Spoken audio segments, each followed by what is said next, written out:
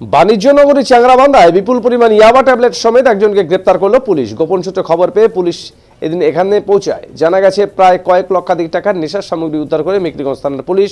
ঘটনায় উপস্থিত ছিলেন মেখলিগঞ্জের বিডিও অরিন্দম কুমার মণ্ডল, মেখলিগঞ্জ পুলিশের এসডিপিও আশিস সুব্বা সহ ওসি মণিভূষণ সরকার। শনিবার রাত 8টা নাগাদ চ্যাংরাবান্ধার বিক্রম কুণ্ডলিয়ার বাড়ি থেকে প্রায় 2280টি ইয়াবা ট্যাবলেট উদ্ধার করা হয়। পুলিশ সূত্রে জানা গেছে তাদের কাছে গোপন সূত্রে খবর ছিল বিক্রম কুণ্ডলিয়ার বাড়িতে অবৈধ নেশার সামগ্রী মজুদ রাখা হয়েছে। এরপর বিশাল পুলিশ বাহিনী নিয়ে তার বাড়িতে অভিযান চালানো হয়।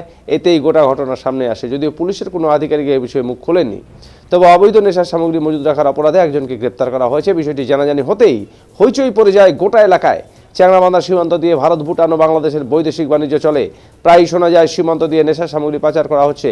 শুধু তাই নয়, এই এলাকায় বহু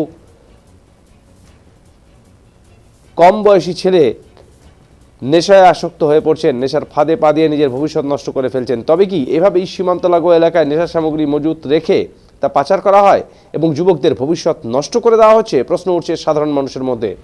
যদিও এ নিয়ে চ্যাংরাবান্ধা গ্রাম পঞ্চায়েত প্রধান ইলিয়াস রহমান বলেন, এ ধরনের ঘটনা সমাজের পক্ষে ক্ষতিকর।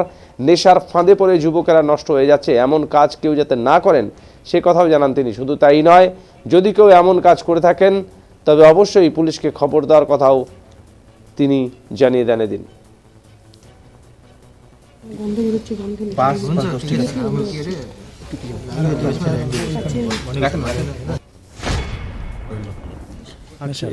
এখানে কার বাড়িতে জানলেন? হ্যাঁ, এখানকার ওই ডাকে ওনাকে নুকু বলে, ওনার বাড়িতে। আচ্ছা, এটা কোথায় আছে জায়গাটা? এটা হচ্ছে চ্যাংরাবান্ধা 154 নগর চ্যাংরাবান্ধা, এই অসীমা নন্দী এনার এলাকা। কত পরিমাণে বাজেয়াপ্ত হয়েছে? মোটামুটি 2280 এইরকমই ট্যাবলেট। এর আগেও কি এখান থেকে পাওয়া গিয়েছিল?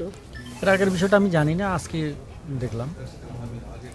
এই যে কি বার্তা দিবেন এই নেশার পরে? অনেকেই ছেলে মেয়ে দেখা যাচ্ছে, ছেলেগুলো যুবক শ্রেণীর বাড়িতে অত্যাচার করছে, তো এখন বোঝা যাচ্ছে এত পরিমাণে বিক্রি হয় এই এলাকায়, লোকাল এলাকায়। হ্যাঁ, এখন বুঝতে পারা গেল এগুলো তো ক্ষতি হচ্ছে, মানে পরিবেশটা নষ্ট হচ্ছে, ছোট ছোট ছেলে পেলেগুলো খাচ্ছে। তো আজকে ধরার পরে হয়তো আরও এরকম কেউ কাজ করবে না, না করলেই ভালো। আপনাদের তরফ থেকে কি সচেতনতামূলক কর্মসূচি নেওয়া হবে? একদম, আমাদের তরফ থেকে আমরা দেখব, যদি কোথাও এরকম কিছু খবর থাকে আমরা সেভাবে পুলিশকে সাহায্য করব, যাতে এরকম আর গ্রামে কোনো ঘটনা না।